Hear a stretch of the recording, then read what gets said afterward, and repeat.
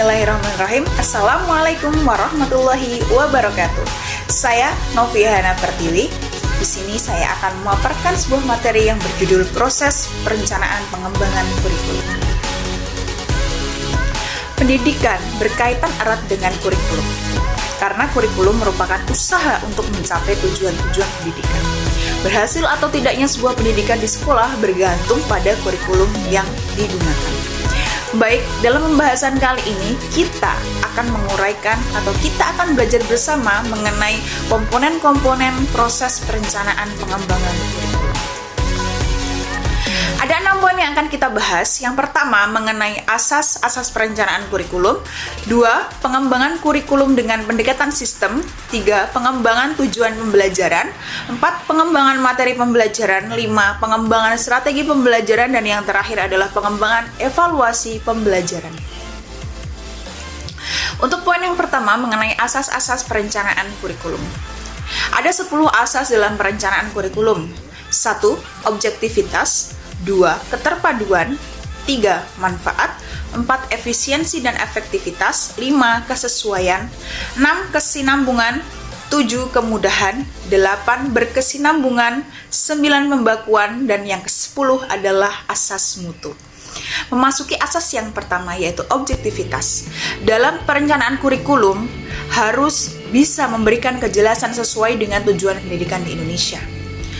Untuk yang kedua, asas keterpaduan. Planning kurikulum harus cocok dengan isi kurikulum dengan proses aktualisasi di lapangan. Untuk 3, asas manfaat.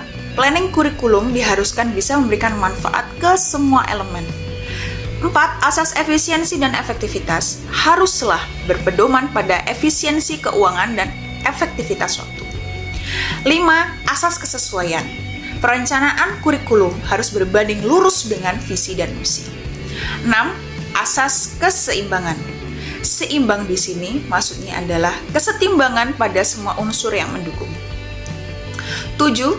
Asas kemudahan. Planning kurikulum diharapkan mampu memberikan kemudahan bagi para setiap penggunanya. 8. Asas berkesinambungan. Sinambung di sini artinya adalah berkesinambungan dengan tahap-tahap dan jenis jenjang satuan pendidikan. 9. Asas pembakuan. Disesuaikan dengan jenjang dan jenis satuan pendidikan, mulai dari pusat, provinsi, kabupaten, sampai ke kota madya. Dan yang terakhir adalah asas mutu, yakni dapat memberikan pilihan kepada semua perangkat pembelajaran yang bermutu.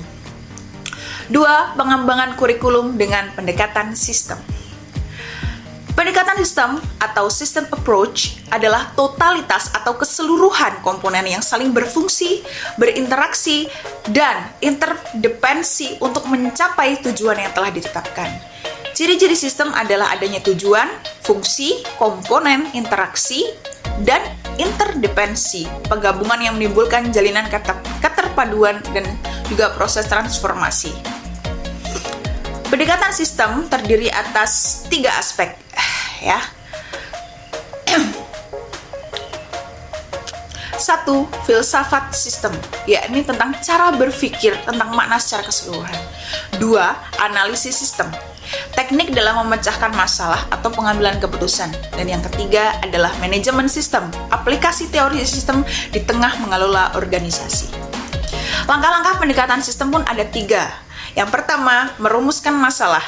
2. Mengidentifikasi strategi pemecahan masalah. Dan yang ketiga adalah melakukan evaluasi.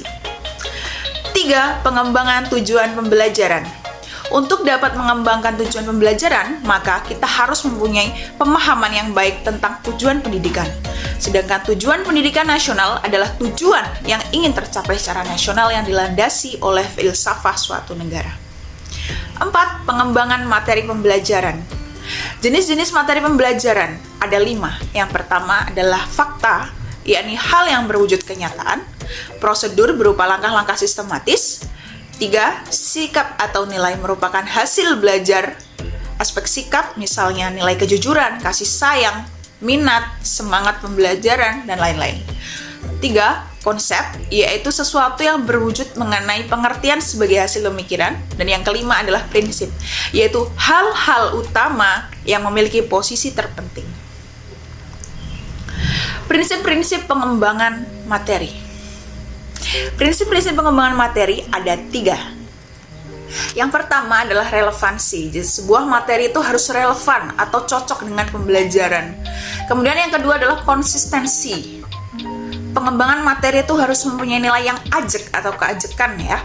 Dan yang ketiga adalah adequacy, yaitu materi yang diajarkan hendaknya cukup memadai dalam membantu peserta didik menguasai kompetensi dasar. Yang kelima, pengembangan strategi pembelajaran. Langkah-langkah pengembangan strategi pembelajaran dengan pendekatan sistem menurut Dick and Carey diantaranya adalah penentuan tujuan instruksional, penentuan macam belajar apa yang akan dipelajari siswa, identifikasi kemampuan awal siswa dan karakteristik siswa, perumusan tujuan instruksional khusus yang relevan dengan keterampilan, pengembangan butir-butir tes, baik itu tes tertulis, lisan maupun non-tulis, pemberian kegiatan-kegiatan dan pengalaman belajar pada siswa, revisi sistem, dan yang terakhir adalah evaluasi sistem. 6. Pengembangan evaluasi pembelajaran. Kata evaluasi berasal dari bahasa Inggris evaluation yang berarti value atau makna. Evaluasi secara umum bermakna suatu proses untuk mempertimbangkan suatu hal atau gejala dengan mempergunakan patokan-patokan tertentu.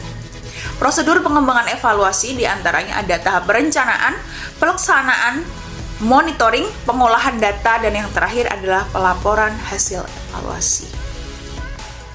Baik, mungkin itu saja yang bisa saya sampaikan. Ada kurang lebihnya saya mohon maaf. Akhirul kalam. Wassalamualaikum warahmatullahi wabarakatuh.